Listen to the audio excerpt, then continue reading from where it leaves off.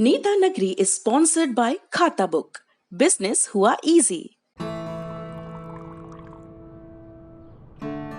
Meeting के साथ इनकी कटिंग चाय चलती रही क्योंकि उस्मान भाई की डेयरी चलती रही। लॉकडाउन में जिंदगी चली क्योंकि लोकल दुकानें चली। खाता बुक की ओर से इन सभी लोकल दुकानदारों को दिल से सलाम।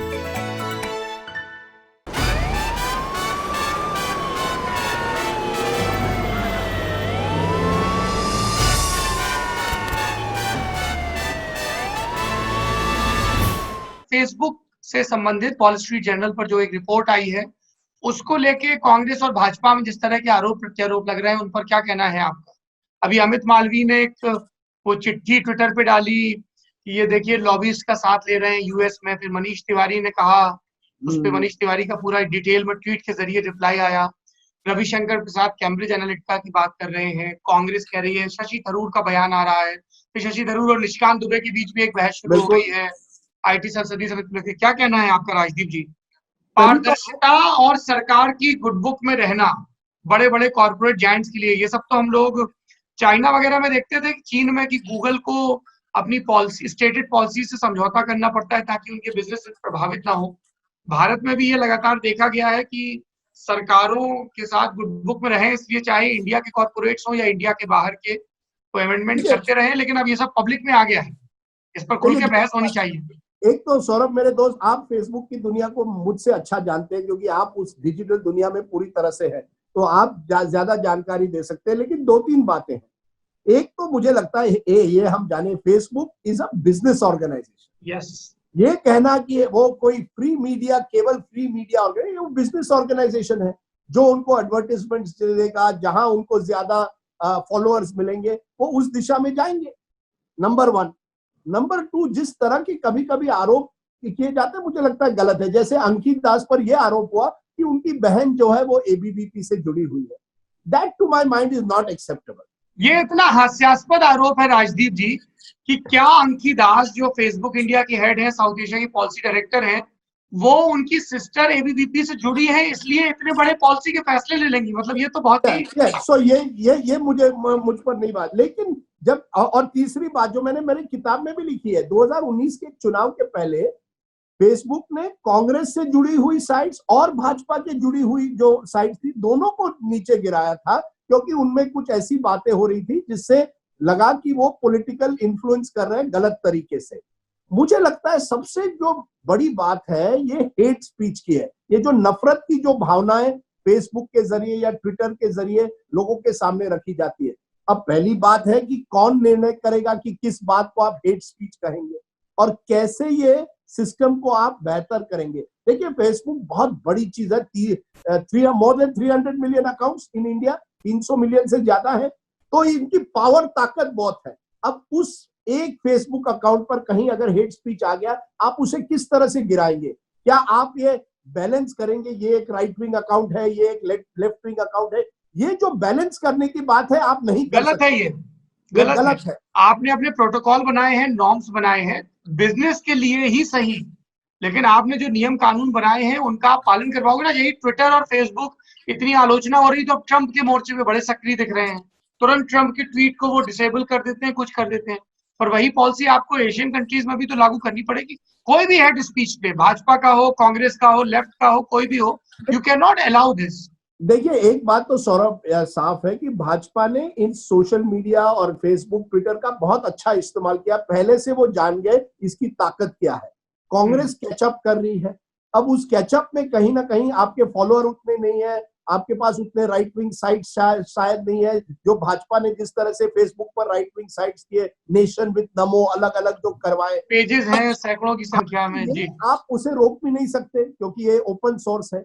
लेकिन मुझे लगता है फेसबुक की एक जवाबदेही है कि जब आपको कुछ भी दिखेगा जो हेट स्पीच के दायरे में आता है, आपको उस पर कार्रवाई करनी पड़ेगी। आप बैलेंस नहीं कर सकते। आपका एक अभी तो फेसबुक की मंशा पे सवाल उठ रहा है ना, क्योंकि जब वॉल स्ट्रीट जर्नल के पत्रकारों ने पूछा तो बोले हाँ अभी इस पे कार्रवाई करे। इतना पुराना मामला है टी राजा सिंह का। टी राजा सिंह खुद कह रहे हैं हमको नहीं पता है, हमारे कितने समर्थकों ने पन्ने खोल दिए।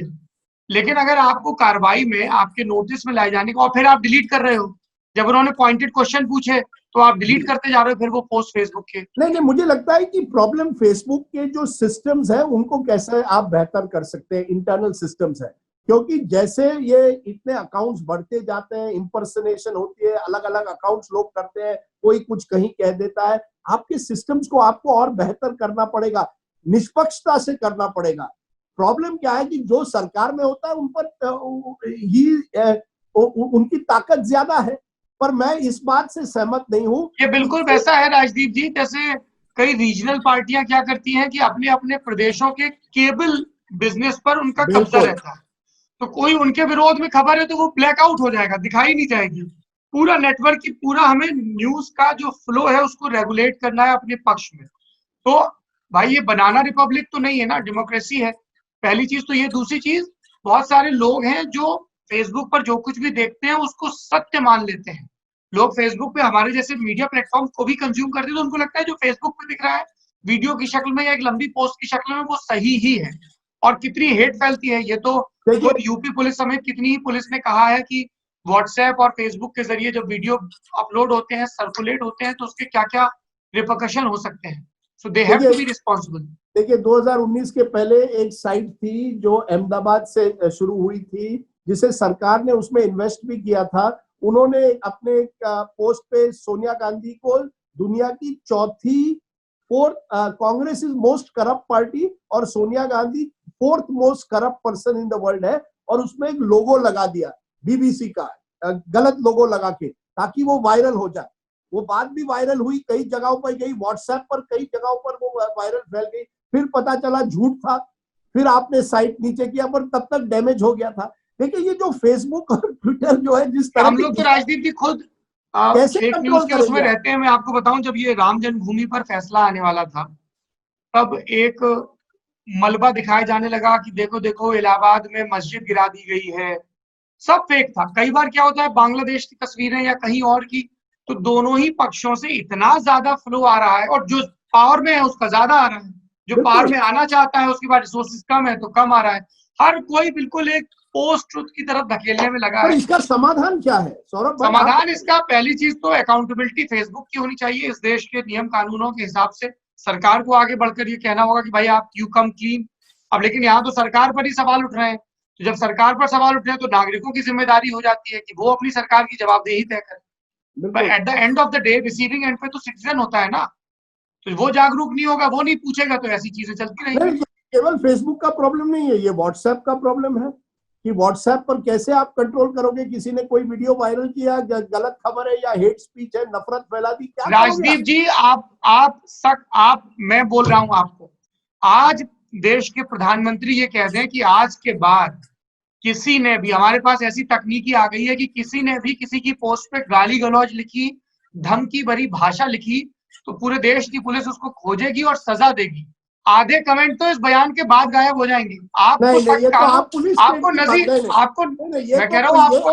लगता है इसका तो गैर फायदा होगा, गैर इस्तेमाल होगा। कोई मैं कह रहा हूँ कानून को राजदीप जी नजीर पेश करनी होती है कि अगर आप गलत करोगे, अगर कानून अगर ये नजीर पेश नहीं करेगा, आप किसी को भी रैंडमली जाके गाली गलौज नहीं दे सकते, रेप थ्रेट नहीं दे सकते, धमकी नहीं दे सकते, ऑनलाइन अब्यूज नहीं कर सकते। आपको कानून बनाना पड़ेगा और आपको उसमें सजा देनी पड़ेगी, उसमें फास्ट ट्रैक ट्रायल करना पड़ेगा, तब जाके लोग इससे सुधरेंगे। वो तो आज की कानून में, अगर कोई मुझे रेप का थ्रेट, किसी महिला के खिलाफ रेप थ्रेट करे, हम तो साइबर क्राइम सेल में जा सकते हैं पर साइबर क्राइम सेल में क्या होता है, कितने दिन में जांच होती है? हाँ, अब यही तो कह रहा हूँ, you have to fix the system.